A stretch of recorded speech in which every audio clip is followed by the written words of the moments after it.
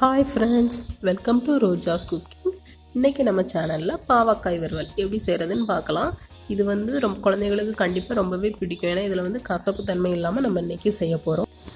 அதுக்கு முன்னாடி நீங்கள் இன்னும் நம்ம சேனலை சப்ஸ்கிரைப் பண்ணலன்னா மறக்காமல் போய் சப்ஸ்கிரைப் பண்ணிவிட்டு அப்படியே பக்கத்தில் இருக்கிற பெல் பட்டனையும் கிளிக் பண்ணிடுங்க. இப்போ வாங்க வீடியோக்குள்ளே போகலாம். இப்போ நான் இதுக்கு வந்து ஒரு பாவக்காய் எடுத்து நல்லா சின்ன சின்னதாக அந்த அளவுக்கு வட்ட வட்டமாக கட் பண்ணிட்டு உள்ள விதையெல்லாம் நீக்கி வச்சுருக்கேன். இதை வந்து நம்ம இப்போ ஒரு பாத்திரத்துக்கு மாற்றிடலாம். மாற்றிட்டு இதுக்கு தேவையான அளவுக்கு உப்பு சேர்த்துக்கலாம். கொஞ்சம் அதிகமாகவே உப்பு சேர்த்துக்கலாம். சேர்த்துட்டு நல்லா மிக்ஸ் பண்ணிவிட்டு இதுக்கு தேவையான மூழ்கிற அளவுக்கு தண்ணி சேர்த்து நம்ம இதை வந்து ஒரு 15 நிமிஷத்துலேருந்து 30 நிமிஷம் வரை ஊற வச்சுக்கலாம். அந்த கசப்பு தன்மை போகிறதுக்காக தான் நம்ம இப்போ இதை ஊற வைக்கிறோம். இது ஊறட்டும். இப்போ எனக்கு ஒரு அரை மணி நேரம் நான் நல்லா ஊற வச்சு எடுத்தாச்சு. இப்போ இதில் வந்து நல்லா புழிஞ்சிட்டு நம்ம பாவக்காய் மட்டும் தனியாக எடுத்துக்கலாம். இப்போ இதில் மசாலா சேர்த்துடலாம். ஒரு 1/4 டீஸ்பூன் மஞ்சத்தூள், ஒரு அரை டீஸ்பூன் கரம் மசாலா, அப்புறம் ஒரு டீஸ்பூன் போல் வத்தத்தூள் சேர்த்துருக்கேன். உங்களுக்கு காரத்துக்கு ஏற்றால வத்தத்தூள் சேர்த்துக்கலாம். அதுக்கப்புறமா இது எல்லாத்தையும் நல்லா மிக்ஸ் பண்ணிடலாம். அடுத்தால இதில் ஒரு 2 டீஸ்பூன் போல் தயிரும் ஒரு டீஸ்பூன் லெமன் ஜூஸும் சேர்த்துக்கிறேன். பாதி சில இதில் வந்து கடலை மாவு அரிசி மாவு சேர்த்தும் இதை பண்ணலாம். இன்றைக்கி வந்து நான் மசாலா மட்டும் தான் சேர்க்குறேன், மாவு எதுவுமே சேர்க்கலை.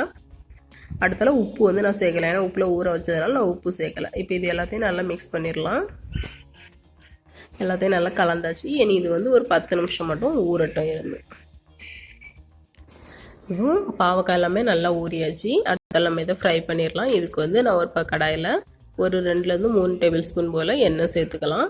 எண்ணெய் சூடானதுக்கப்புறமா நம்ம அந்த பாவக்காய் மசாலா தடவி வச்சோம்னா அந்த பாவக்காய் எடுத்து ஒவ்வொன்றா சேர்த்துக்கலாம். தீயை வந்து மீடியம் ஹீட்டில் வச்சுக்கோங்க. ஹை ஹீட்டில் வச்சா கரிஞ்சிரும், அதுக்காக தான்.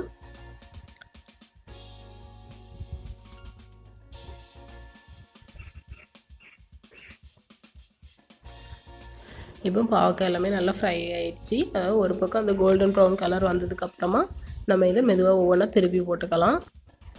ஒரு ஸ்பூன் ஏதாவது வச்சு திருப்பி போட்டுக்கோங்க. தீ வந்து மீடியம் ஹீட்லேயே இருக்கட்டும். அவ்வளோதான், 2 சைடும் நல்லா ஃப்ரை ஆகி வந்திருக்கு. நம்ம இப்போ இதை வேற ஒரு பிளேட்டுக்கு மாற்றிடலாம்.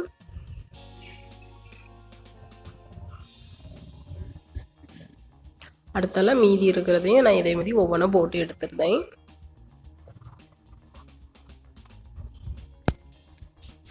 அவ்வளோதான் ஃப்ரெண்ட்ஸ், ரொம்பவே ஈஸியாக டேஸ்ட்டாக பாவக்காய் ஃப்ரை செஞ்சு முடிச்சாச்சு. கண்டிப்பாக குழந்தைங்க விரும்பி சாப்பிடுவாங்க. ஏன்னா இதில் வந்து தயிர் எலுமிச்சம்பழம் சேர்த்துருக்கறனால பாவக்காய் வந்து கசப்பு வந்து தெரியாது.